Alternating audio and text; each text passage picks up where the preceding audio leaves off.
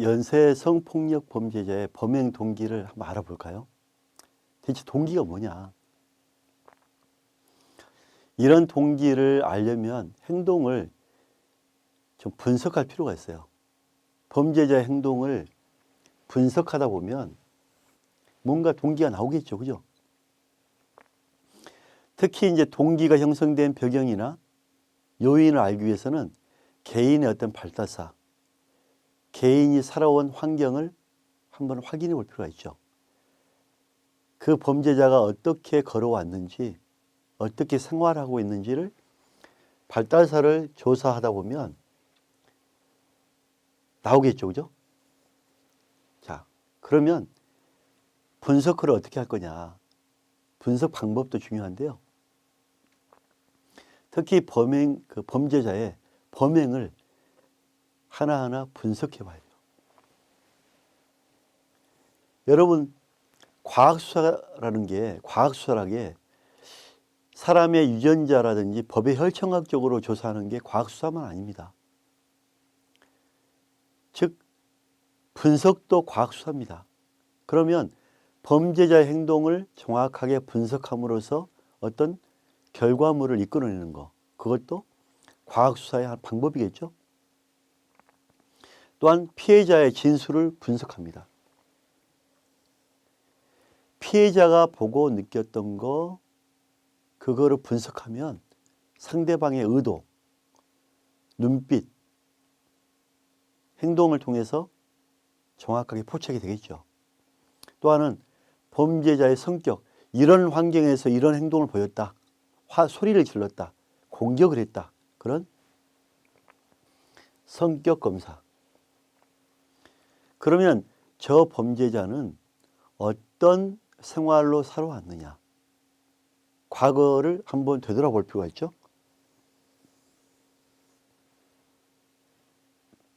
자, 범죄자의 행동과 범죄 행동과 살아왔던 생활사, 그 다음에 피해자의 진술을 분석하는 거, 범죄자의 성격까지 분석한다면 어느 정도 다 분석이 되지 않을까요? 그죠?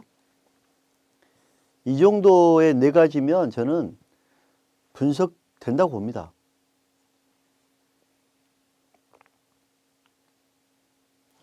특히 그 연쇄 강간범의 행동은 여러 가지가 있는데 그 행동을 분석할 때 피해자에 대한 선택을 어떻게 했고 또 피해자를 자연스럽게 접근했는지 아니면 맹수가 피해자를 덮치는 형태로 했는지 아니면 누구를 이용하겠는지 스스로 찾아오게끔 했는지 그런 여러 가지 방식이 있겠죠. 그죠? 피해자를 제압할 때 힘으로 했는지 가족으로 위협했는지 누군가를 죽이겠다고 그죠?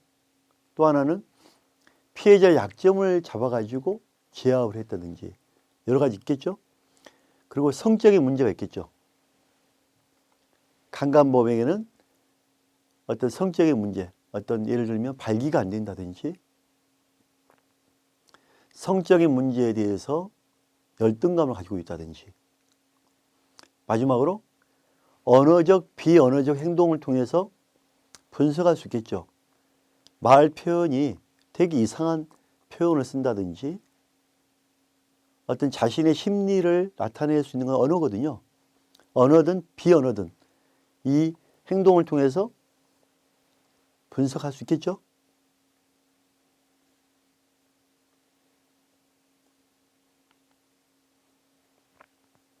자, 이러한 범죄자의 성격 분석을 면밀하게 조사해 보면 여러 가지 나옵니다. 성범죄자들도 건강염려증이 있죠. 또 아주 우울해하거나 우울증, 히스테리가 뭔지 알죠?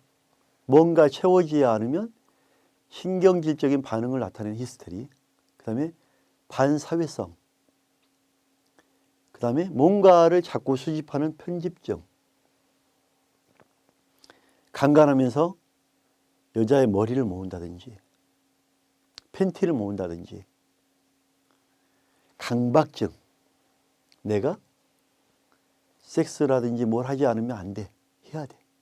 강박증. 여러 가지 성격 특징을 면밀히 조사할 필요가 있다.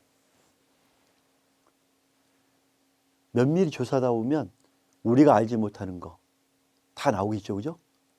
이렇게 조사를 통하다 보면 강간이 한두 번 이루어진 게 아니다. 여러 번 강간을 저질렀고 또 그동안 풀지 못했던 여러 가지 사건과 관련성도 나오겠죠. 그래서 미범죄, 미검거.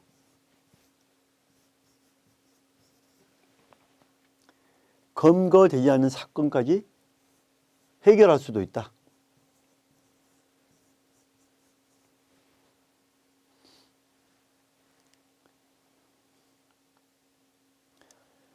자, 이러한 성범죄자의 일반적인 성격 특징을 보면 열등감과 불안감이 정말 심합니다.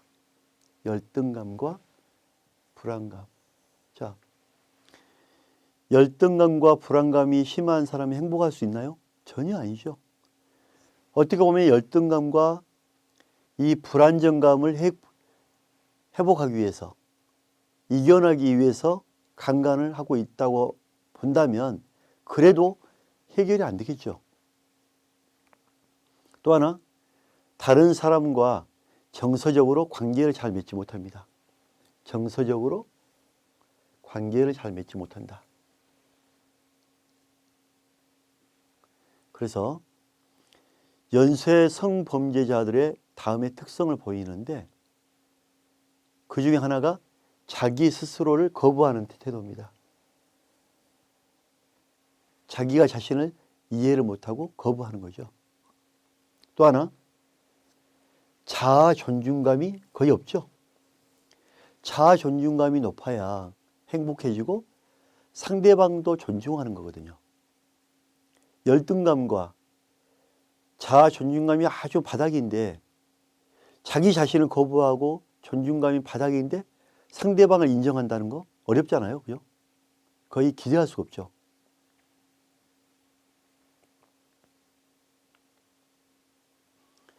자, 가해자 발달론적 입장에 보면 여러 가지 측면을 한번 종합적으로 분석할 필요가 있죠. 종합적으로. 가해자 발달론. 왜 범죄자는 그렇게밖에 될 수 없었나? 그죠? 그의 인격. 또 하나, 어떠한 성장 과정을 거쳤는지, 성장 과정. 그 다음에 사회생활은 어떻게 했는지, 어떻게 생활했길래 이런 행동이 나왔는지, 그 범죄에 대한 경력,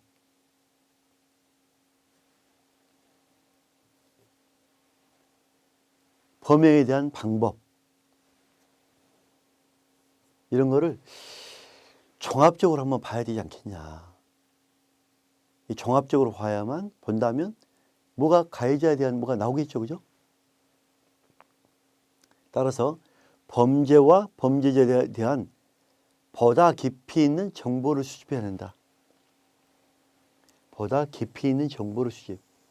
우리가 뭐를 할 때 정보 수집이 정말 중요합니다. 셜록 홈즈는 이런 말을 했죠. 자료. 나는 진흙 없이는 집을 짓지 못한다. 셜록 홈즈가 유명한 탐정이 되기 위해서는 첩보 정보 수집의 중요성을 얘기한 겁니다. 자료. 즉 가해자 발달론 관계에서 이 범죄자를 종합적으로 분석하기 위해서는 이런 정보 수집이 대단히 중요하다. 이런 정보 수집이 되어야만 올바르게 분석할 수가 있다. 이렇게 보시면 되겠습니다.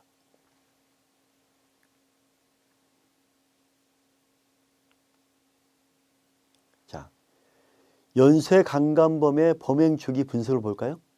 재범의 분류인데 같은 종류의 재범, 또 다른 종류, 강간범도 뭐 다르게 할 수 있잖아요. 그죠?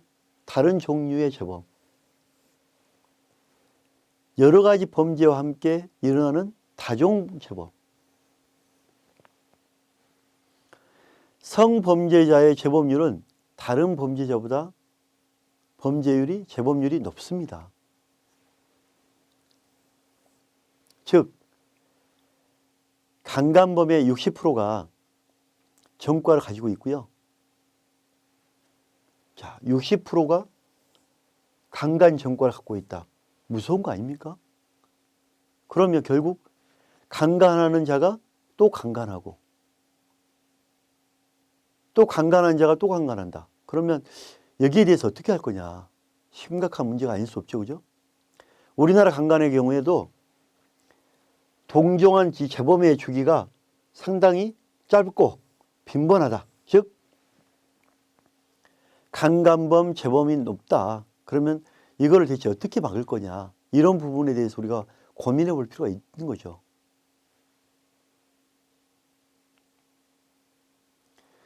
자, 연쇄 성범죄자 강간, 특히 강간범의 어떤 이런 부분을 어떻게 할 거냐? 참 저도 이 부분을 보면서 이 연쇄 강간범을 우리가 분석을 하면 대책이 있어야 되잖아요. 이런 분석을 했다면 분석된 결과를 가지고 대책을 내놓고 차후에도 이런 연쇄 강간이 일어나지 않도록 해야 되는데 정말 쉽지 않은 부분인 것 같아요. 보면 재범률도 높고, 그죠? 자, 연쇄 강간범의 행동을 분석을 해야 된다. 강간을 저지르기 전에 어떤 행동이 이루어지는지, 예를 들면 일주일간 감시한다든지 가족관계를 파악한다든지, 또 하나는 학교의 초등학교 주변을 얼쩡거린다든지, 몇 번 그 건물에 으슥한데 사람이 다니지 않는 곳을 확보한다든지, 강간범이 다시 또 많이 다니는 지역 있잖아요. 많이 다니는 지역은 또 거기서 강간의 범죄를 일으키기 쉽거든요. 그래서 강간범의 이런 행동은 철저하게 분석을 해야 되고요. 강간범이 저질렀던 생애, 어떻게 강간했고 어떻게 지냈고, 이런 생애 부분도 분석해야 되겠죠. 그런 자기 삶이 하루아침에 바뀔 수는 없거든요.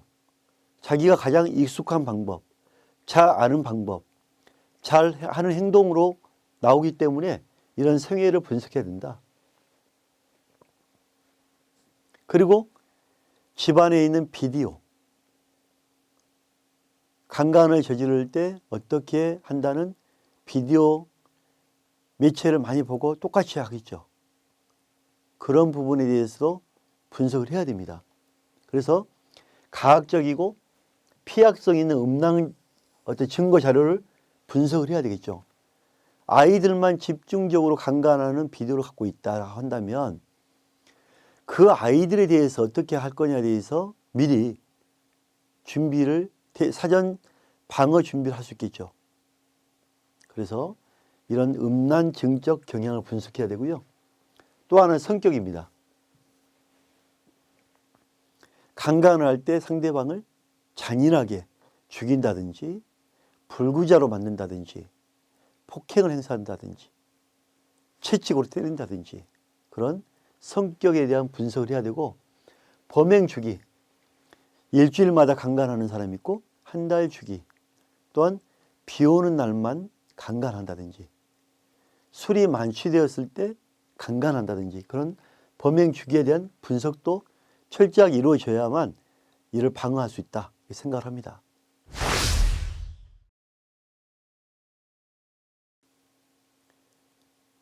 자, 연쇄 강간범의 행동 분석에 관한 것 중 옳지 않는 것은 가, 피해자의 선택과 접근 방식이 있다.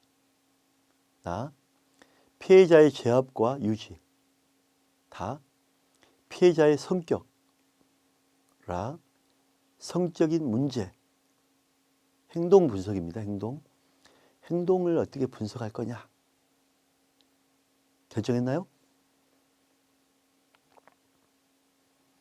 성격이죠. 성격과 행동은 다르죠. 그죠? 연쇄 강간범의 행동 분석에는 피해자의 선택과 접근 방법이 있고요. 또 하나는 피해자를 어떻게 제압하고 유지할 거냐, 그리고 성적인 문제를 어떻게 풀어갈 거냐, 언어적, 비이성적인 행동이 뭐가 있느냐, 이런 부분을 분석해야 되겠죠. 하지만 여기에 보면 성격은 전혀 다른 문제입니다.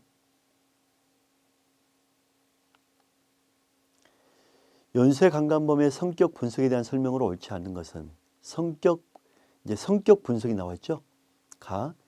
성범죄자에 대한 그들의 건강 염려증, 우울증, 히스테리, 반사회성, 편집증, 강박증과 같이 관련된 성격 특징을 면밀히 조사할 필요가 있다.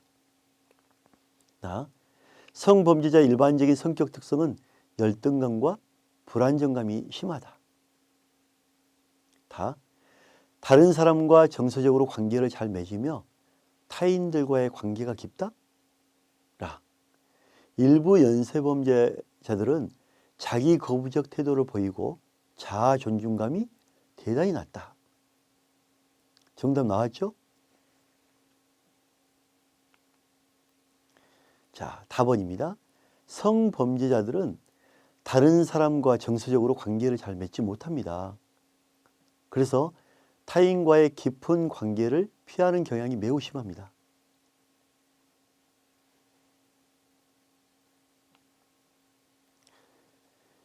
연쇄 성범죄자의 그 심리 분석을 볼까요? 옳지 않은 것은 연쇄 강간범의 행동 분석, 나번 연쇄 강간범의 성격을 분석해라. 연쇄 강간범의 범행 주기를 분석해라. 연쇄 강간범의 사회생활을 분석해라. 자, 행동, 성격, 범행 주기, 사회생활. 지금 심리 분석을 하는 거거든요. 심리. 자, 정답은 몇 번일까요? 라번이죠. 연쇄 성범죄자의 심리 분석에는 연쇄 강간범의 심리를 알기 위해서 행동을 분석해야 되고요. 성격을 분석해야 되고, 살아왔던 생애를 분석해야 되고요. 범행 주기, 그 다음에 가학적이냐 피학적이냐, 이런 음란증적인 경향 분석이 이루어져야 됩니다. 생활을 어떻게, 사회생활 이 부분보다는 행동과 성격과 범행 주기로 봐야 된다. 이렇게 표현하고 싶습니다.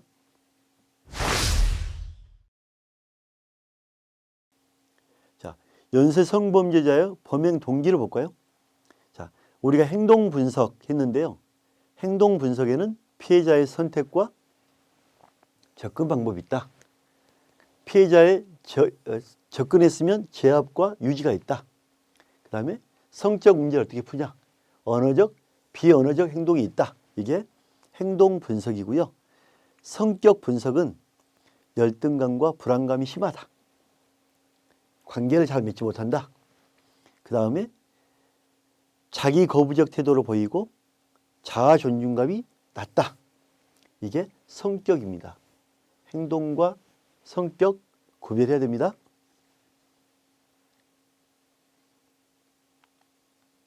자, 범행 동기. 범행 동기에는 가해자에 대한 그 발달이 어떻게 이루어졌느냐. 살해 연구적 입장에서 그의 인격과 성장 과정, 사회생활, 범죄 경력, 범행 방법, 여러 가지 측면들을 종합적으로 분석해서 종합적인 분석을 해서 범죄와 범죄자에 대한 보다 깊이 있는 정보 수집이다. 범행 동기를 밝히고자 하는 게 가해자 발달론이다. 특히 연쇄 강간범의 범행 주기는 분석이 중요하다. 왜냐하면 동종 재범의 주기가 짧고 빈번히 발생하기 때문이다.